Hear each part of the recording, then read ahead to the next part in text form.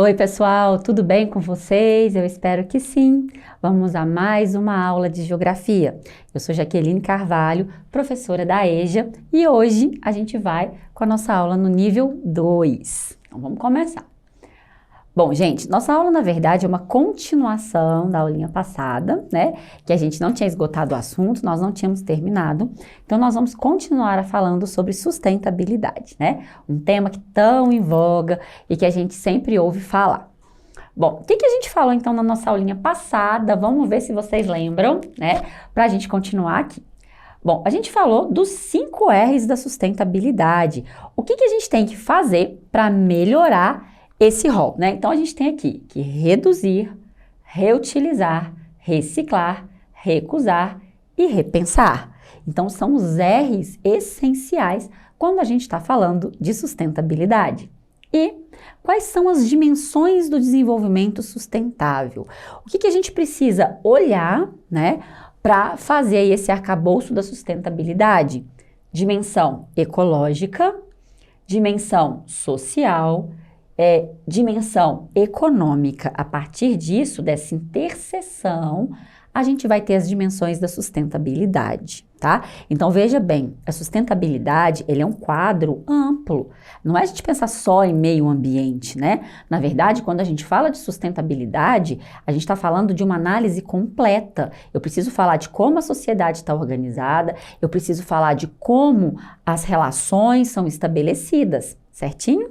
Então, vamos lá. Vamos começar aí. Bom, e aqui a gente tem o seguinte: os direitos humanos estão relacionados ao desenvolvimento sustentável, pois é importante respeitar os direitos das futuras gerações ao meio ambiente equilibrado. É o conceito de sustentabilidade, né, gente? A sustentabilidade, que é preservar os recursos hoje, né, e promover o crescimento econômico de uma forma racional, preservando para as gerações futuras. As próximas gerações que virão, os nossos filhos, os nossos netos, os bisnetos, eles têm todo o direito a herdarem de nós o meio ambiente ecologicamente equilibrado. E isso é premissa dos direitos humanos, está no rol da declaração, né? Todo ser humano tem esse direito, porque se a gente começar a acabar com tudo, a gente vai violar. É aquela ideia. Que mundo eu vou deixar para as próximas gerações? Que mundo eu vou deixar para os meus filhos, para os meus netos, né? Porque a partir do momento que a gente acaba com tudo isso, a gente está tirando dessas crianças, desses adolescentes, desses adultos, desses idosos, um futuro, né? Um futuro mais agradável, um futuro mais equilibrado, com uma melhor qualidade de vida. Então, a gente tem que pensar que isso não é só uma questão de preservação ambiental, mas é uma questão de dignidade da pessoa, né? Uma questão de direitos humanos. Bom, e o que a nossa Constituição Federal, no seu artigo 225, traz sobre a questão do meio ambiente? Então, gente, o meio ambiente é uma questão legal também, que deve ser respeitada. Todos têm o direito a um meio ambiente ecologicamente equilibrado, bem do uso comum do povo e essencial à sadia qualidade de vida, impondo-se ao poder público e à coletividade o dever de defendê-lo e preservá-lo para as presentes e futuras gerações. Então, vamos analisar esse artigo? Olha só, todos têm o direito. Se todos têm o direito, será se todos estão usufruindo desse direito? Todos nós, todos os brasileiros, né, e os estrangeiros que aqui estão, eles estão usufruindo desse meio ambiente equilibrado? Ou quando eu estou numa região de queimada, ou quando o meu vizinho coloca fogo no quintal e eu sou obrigada a ficar respirando aquelas cinzas e aqui minha casa fica toda cheia de poluição, né? Enfim, eu estou tendo o meu direito preservado? Não, eu estou tendo o meu direito violado, né? Então, não é uma coisa que está distante da gente, é uma coisa que está próxima. Quando a gente vê um incêndio num parque florestal queimando aquelas espécies, todos os brasileiros estão tendo o seu direito violado naquele momento, certo? Então, a gente tem que se ater a isso. É uma questão legal e não só uma questão de ideologia, uma posição ecológica, mas uma questão legal. Bom, e aí eu pergunto para vocês, isso é sustentabilidade? Esses problemas urbanos, na verdade, cenas extremamente tristes, né? Isso aqui, gente, é sustentabilidade? Né? As pessoas viverem em locais como esse, isso é sustentável? Elas estão tendo uma sadia qualidade de vida? Não. né? Elas estão expostas a uma gama de problemas. Olha a quantidade de problemas que esse esgoto aqui, ó, a céu aberto pode trazer, a quantidade de doenças de animais indesejados que esse esgoto pode trazer. Olha aqui esse cenário dessa criança. Essas crianças estão sendo criadas em um local, em um ambiente saudável? Não. Então, quando a gente não traz esses valores, quando a gente não tem esse equilíbrio, a gente acaba trazendo problemas de saúde, a gente acaba trazendo problemas que vão denegrir a toda essa população. Então, é por isso essa necessidade da sustentabilidade.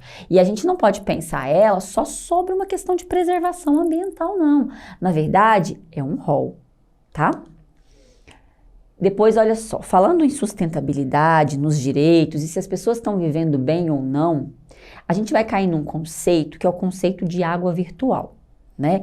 A gente tem aquela questão, a humanidade, ela vai estar servida de água pura, de água limpa, porque não é só a questão de ter água, é a questão de como a gente vai ter acesso a essa água. Essa água vai chegar limpa às nossas residências ou não, né? Porque ter acesso à água suja não resolve o nosso problema, certo?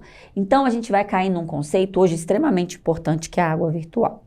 A água virtual é toda a água que está inserida no processo de produção de qualquer produto. É água que a gente não vê. Pensa só, você está aí vestido com alguma roupa, sua camiseta, sua blusa. Para que ela seja feita, independente do tecido da sua camiseta, tá? Ela vai passar por um processo. Primeiro você tem lá o algodãozinho na fazenda, que foi plantado, que precisa ser regado, não é assim? Tem que ir lá irrigar o algodão. Depois o fazendeiro vai colher esse algodão, ele precisa lavar esse algodão, né? Esse algodão vai chegar numa tecelagem e lá nessa indústria, ele também vai passar por um processo que precisa de água. Depois vão ter que tingir esse algodão, colocar cor e essa tinta vai ter água, até chegar nas nossas mãos, até a embalagem lá, o pacotinho que veio a sua blusa, ela vai ter água inserida ali na produção.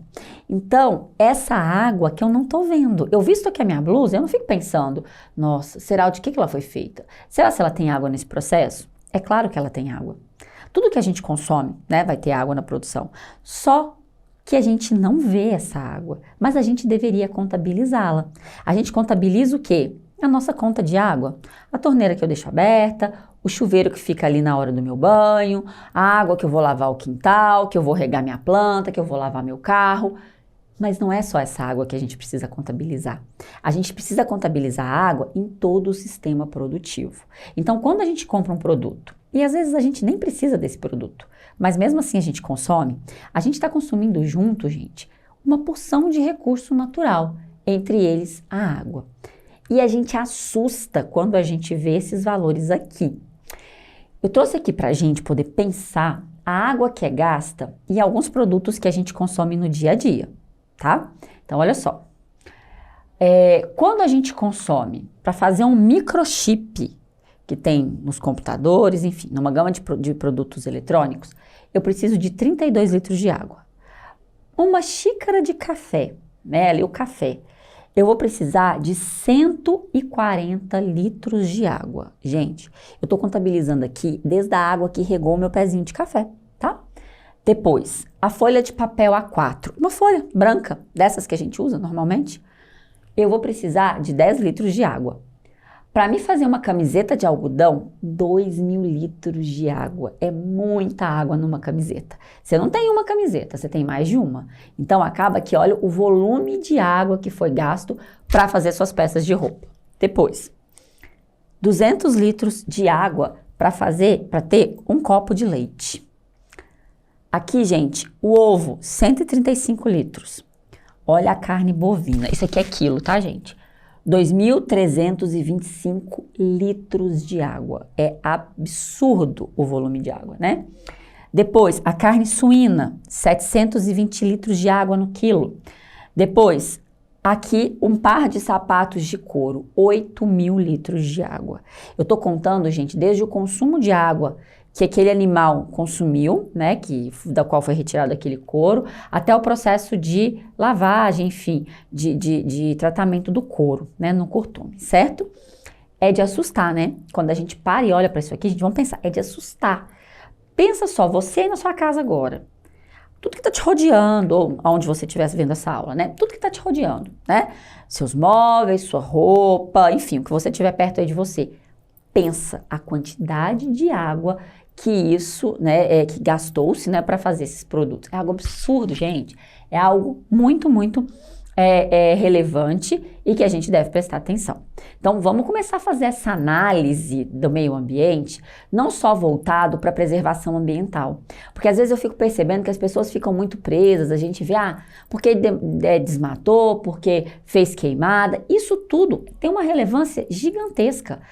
Mas o processo, a questão de como as pessoas são colocadas, a questão de como que o meio ambiente é preservado e como que as pessoas vivem, né, a qualidade de vida, se a pessoa tem água tratada, se a pessoa tem esgoto, rede de esgoto, se a gente está consumindo mais ou menos, isso tudo impacta no cenário da sustentabilidade, tá bom? Mas agora eu trouxe uns exercíciozinhos aqui pra gente, vamos pensar. Meninos, eu vou ler e quero que vocês prestem atenção junto comigo para a gente achar a resposta certa. Qual a alternativa abaixo descreve corretamente a importância do desenvolvimento sustentável? Letra A. Então, vamos pensar no conceito de desenvolvimento sustentável. Letra A. A atenuação da aplicação de objetivos ambientais para as nações. Então, olha só, facilitar a aplicação dos objetivos ambientais. Se você facilita, você está acabando facilitando para o desmatamento também, né? B. Preocupação com as perdas ambientais dos países desenvolvidos? C. Promoção de formas eficientes dos recursos naturais? A gente promover formas para a gente cuidar melhor do meio ambiente. D. Incentivos do uso de agrotóxicos para a produção de alimentos? Utilização de tecnologias para o aumento da exploração florestal? E aí, gente? Qual dessas alternativas vocês acham que se enquadram melhor na questão da sustentabilidade, no conceito de desenvolvimento sustentável? Pensa aí um pouquinho. Qual estaria correta? E aí, pessoal? Seria qual? Seria a letra C, né? Promoção de formas eficientes dos recursos naturais, né? É como que a gente vai gerir esses recursos. Quais formas são mais eficientes? E agora, uma última perguntinha, essa é uma pergunta aberta para vocês pensarem, a gente acabou de falar nisso. Então, explique o termo água virtual. O que é água virtual, gente? É a água gasta em todo o sistema produtivo, desde a matéria-prima até o produto final. Então, é toda a água que é gasta para se produzir qualquer tipo de equipamento, alimento, vestuário, produtos que a gente venha consumir, produtos de limpeza, da construção civil, enfim, todos os produtos aos quais a gente tem acesso. Certinho? Bom, pessoal, era isso que eu tinha para nossa aulinha de hoje. Então, hoje nós falamos aí sobre a sustentabilidade e os direitos humanos, não é? Que é tão essencial. Os direitos humanos, eles privilegiam e eles contemplam as formas de sustentabilidade, a água virtual e duas aí atividades para a gente fazer aquela revisão, certinho? Gente, então, muito obrigada pela presença de vocês, espero aí que vocês tenham conseguido aprender, que vocês estejam conseguindo estudar, né? Reter aí um pouco do conteúdo, certo? É sempre um prazer estar aqui com vocês. Um beijo enorme, continue sempre conosco. Tchauzinho, pessoal!